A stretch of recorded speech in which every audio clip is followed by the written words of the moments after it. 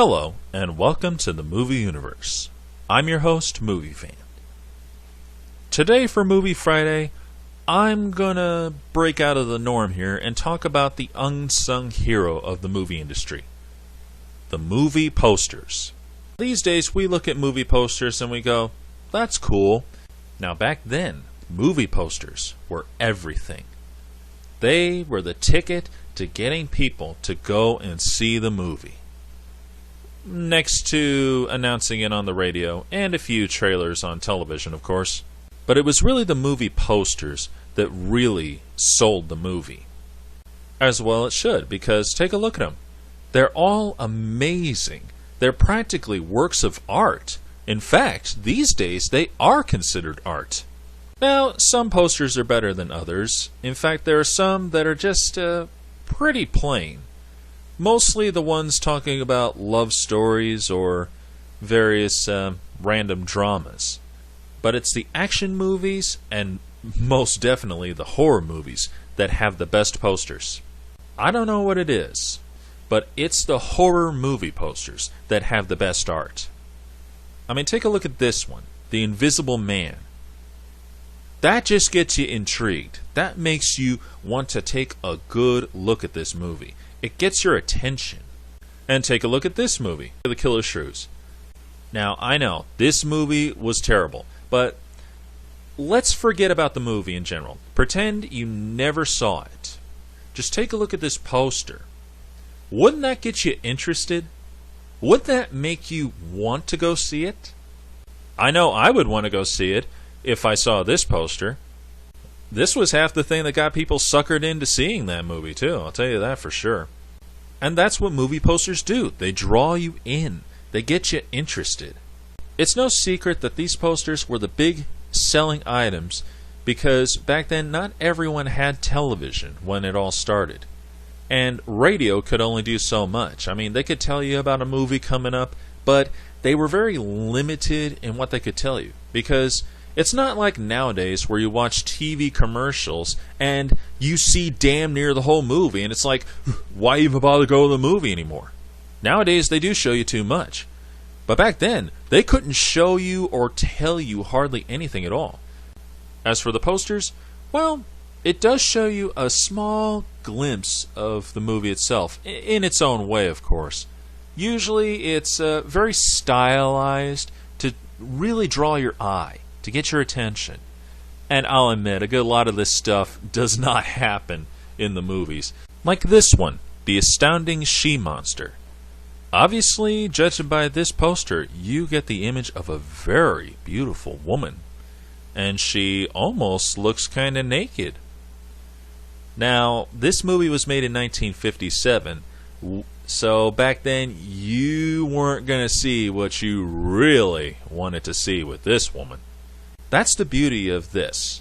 I mean, it's artful, so it bypasses that rule. And boy, it draws you in looking at how sexy she is. You know? And who could forget this classic poster? Star Wars Episode 4, A New Hope.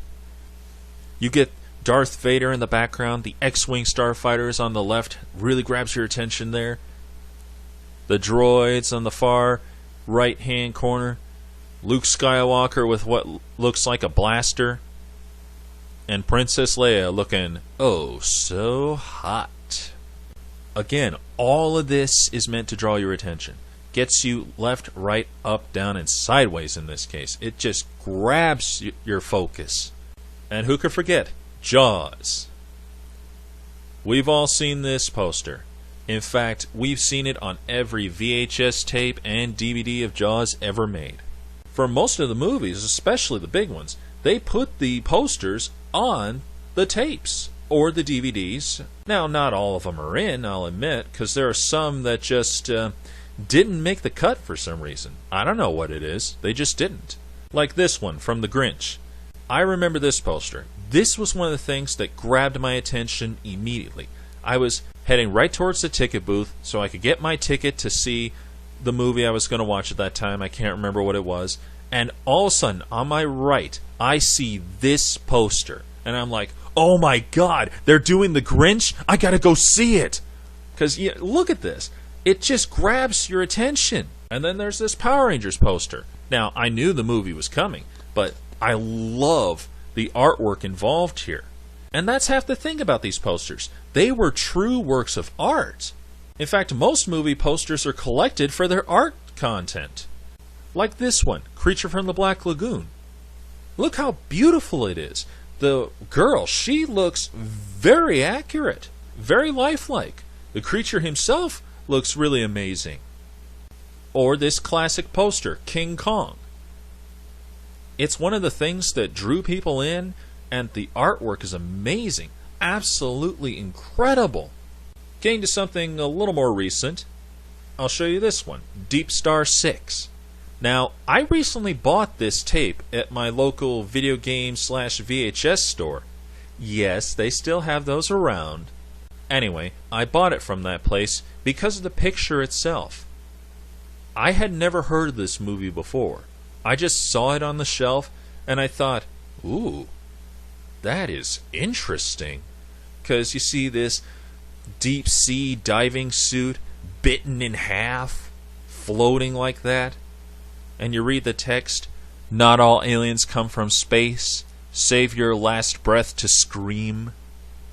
It grabbed my attention. I bought the movie, and I actually did enjoy that movie. It's a real awesome movie. I'll have to review it sometime. You get all of this from all these great classic movie posters. So, what happened? Well, movie posters are still around, as we all know, because we all see them when we walk into our local movie theater. Unfortunately, they're not what they used to be. What makes me say that is, these days, the posters don't really grab your attention like they should. I mean, when you're waiting in line for your tickets, or for your popcorn, or just waiting to get in, you see them, and you go, oh, they're doing another Pirates of the Caribbean. Oh, they're doing Cinderella. Oh, we got another James Bond coming out. Oh, we got Guardians of the Galaxy. I mean, you know it's there, but you're not paying too close attention to it, because what are we looking at? Are we looking at art? Huh, hardly. All we're really seeing anymore is pictures of your actors and actresses standing in front of a green screen, and they just used CGI to make that image in the background. That's all it is anymore. And sometimes they just stand them in front of a blank wall, like this one. Or this one. It's just a blank wall. That's all you're looking at. You're just focused on the person. I mean, granted, the person is a key thing here, but I'm just looking at a cheap remake of RoboCop. And I'm just looking at James Bond just standing there staring at me. Like, what the hell are you looking at, fool? Big deal. That's nothing. That's not art. It doesn't grab my attention. It just makes me say, oh great, another James Bond movie is coming out. So where did it all go wrong? Well, I would say it went wrong roughly around the early 2000s. Because during the 90s, there was a lot of great posters. Like this one from Jurassic Park. An adventure 65 million years in the making. Classic. Or this poster from the movie Scream. Or this one from The Shadow. This is probably the last hand-drawn poster for the movie industry. Because they don't do it anymore. And that's really quite sad. Every now and again you do see some cool posters like this one right here. I never saw this movie, it didn't catch my interest, but I will admit the poster was actually pretty cool. But most of this other stuff, it's like big deal. So why they stop making good artful posters? Well, the only explanation I can think of is television. Because these days, all they do is just focus solely on the TV trailers. We've all seen them, and it's not like how it was back then where they could only show you so much. Because like I said before, back then they could only show you so much of the film without giving anything away. These days, they practically show you the whole damn movie. But because of the commercials, there's no purpose in focusing on the artwork for the movie posters anymore. And that's really quite sad. because you don't see good stuff like this. Not now. And I know a lot of people are aware that most of these posters are worth a lot of dough. Seriously, there is a lot of movie posters that have sold for hundreds of thousands. I think there was even a few that have sold for over $1 million. I know one for sure that sold for over $300,000. The original Frankenstein movie poster from 1931.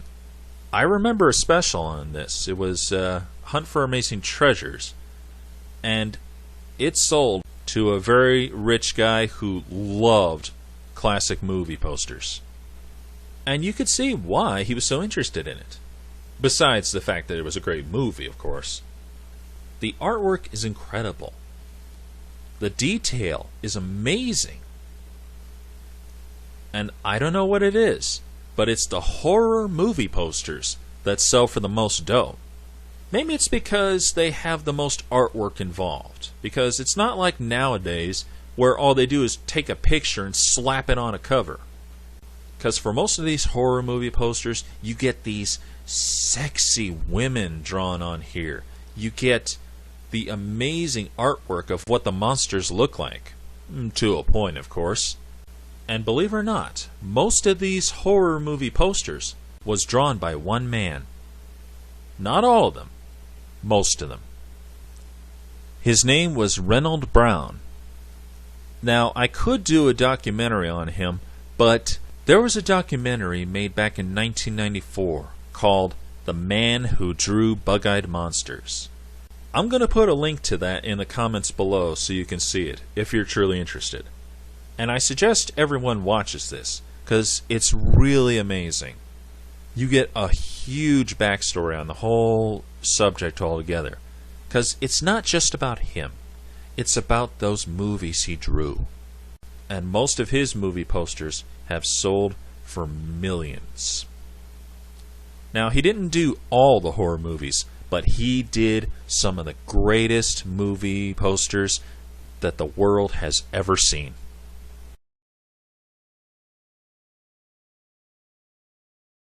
Now, before I go, let me say this. I did this episode because this is a subject that should be talked about. This is a fact that should not be forgotten. Movie posters were half the thing that got us to see these classic movies. They were great then, and they're still great now. Not so much the modern ones, I'm afraid, because, well, they're just pictures in front of a green screen. I'm not saying that's not artful, but it could be a hell of a lot better. If it were up to me, I would say we should go back to the classic approach of hand drawing these beautiful works of art. And if we're lucky, that might just happen. If anyone has any appreciation for what you just saw, feel free to let me know. This is Movie Fan, signing off.